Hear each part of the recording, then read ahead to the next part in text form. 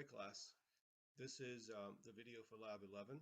I'm going to take you through it. First I'm going to start with basically some of my notes, and it's really important that you read the chapter very closely after you look at my slide presentation that I show here very quickly, and then I'll take you through the lab itself. So here we go.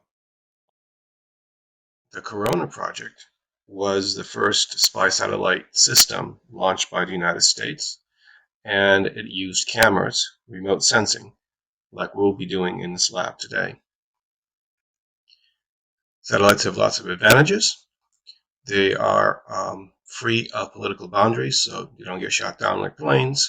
They can capture much larger areas, and they're always there up in orbit. The near orbital orbit is counters or 90 degree to the orbit of the Earth, or the rotation of the Earth. As the Earth spins along the equator, the satellites will orbit around the poles, allowing satellites to take swaths of the Earth as they keep going around. This is a very common orbital path. There's a few others as well you can read about. You can see each subsequent day you can capture a different area of the Earth. Like these 4 bands you see right here. Could be I think 12 bands, which is down here, and they're all basically dividing the electromagnetic spectrum into different sections. The more bands, of course, you have, the more kinds of colors and the more finer resolution that you will get. The spatial resolution is the size of the pixels right here. And so here you can see the pixels are fairly large. You can actually see them with your naked eye. And the smaller pixels, you can see that the image is not as blurry. And even smaller pixels, you can see the detail is much, much better. Of course, this is harder to do with color cameras. It's more difficult to get this finer image. So what you can do is pen sharpening, which is technology that combines multispectral, which is color, with panchromatic. Now the panchromatic is just black and white, and it can be a much higher spatial resolution. So you take the higher spatial resolution with the lower spatial resolution with color, combine them together to get a pan-sharpened image.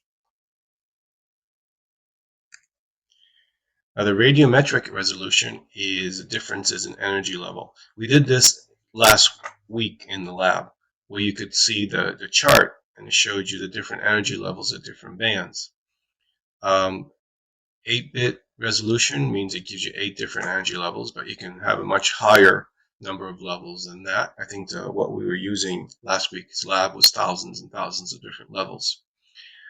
So it captures the fine differences in energy. Temporal resolution is simply the length of time to sweep the same area.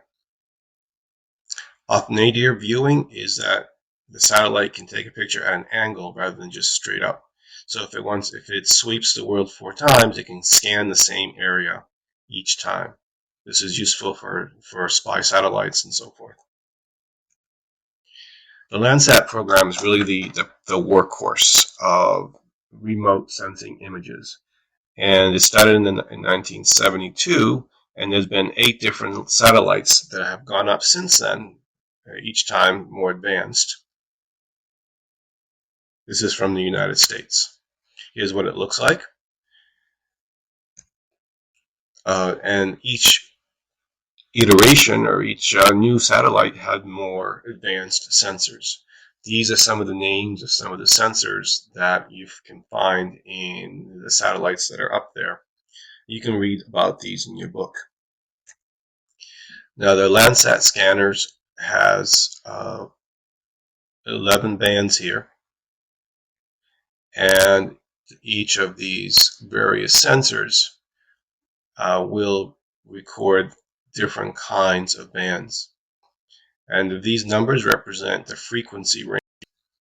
These ones down here are thermal bands. They're measuring really low energy, thermal energy, infrared. So a Landsat scene to capture a large area, like here's the state of Ohio. You see that each of these rectangles is 170 by 183 kilometers.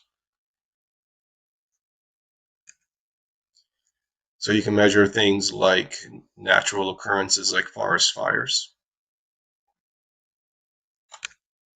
You can measure deforestation. You can see here time lapse and how more and more of the landscape eventually got deforested along rivers and roads. You can measure natural disasters. You can see the before and after images of something like a tsunami here or a hurricane storm surge. You see the difference. So now if you go to your Blackboard page, you can obviously access the class slides here, just like every week. Here they are. If you go to the labs, to part 2, online class, scroll down a little bit. In lab 11, you're going to download the chapter zip file. Right click, save link as,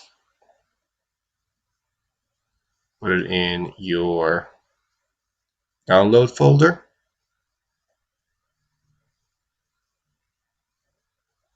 You notice that we're downloading chapter 10 data again versus chapter 11 because I've made a small change in the lab. The data is virtually the same. If you already have chapter 10 downloaded, then you won't have to do it again. You just go back to the same place you used last week. Then you'll be downloading the answer sheet, just like before. And now you're going to turn to the same program, Multispec, that you used last week. And if you remember, you downloaded it last week. So if you go back to your download page and your Multispec folder, there's the program right there. That's the icon. Your computer may be showing it like this. Either way, there it is. Just double click on it. And there's your Multispec program.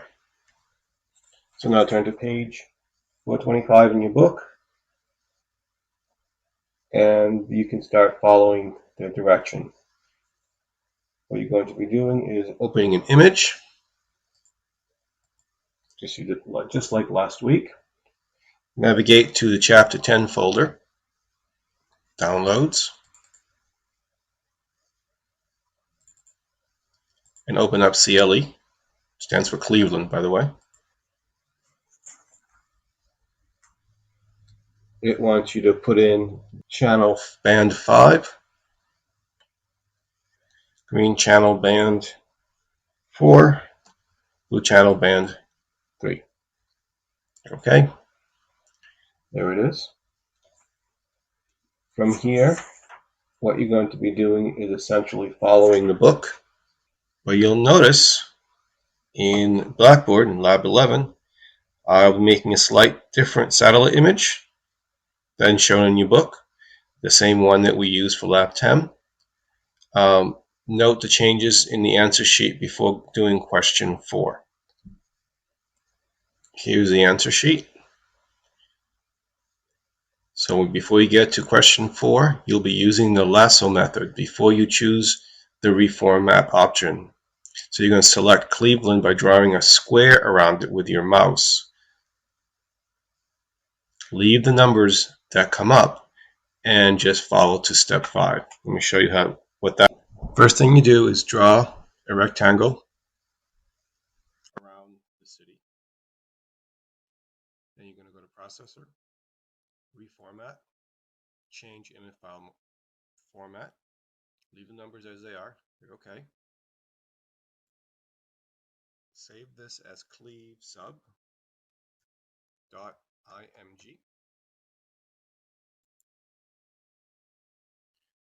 Then you're going to go to File, Open, Image. There's cleave sub. Open that up. And use a 5-4-3 combination, just like there is here. Hit OK. And there it is. If you zoom in and maximize it, what you've done is just created a sub-image of a smaller area you can work with. So at this point, just continue to follow the rest of the lab and you should be fine. If you have any questions, I will leave a section on the discussion board for you to post them, or you can email me directly. Thanks for listening and hope for everything goes well. Stay safe out there.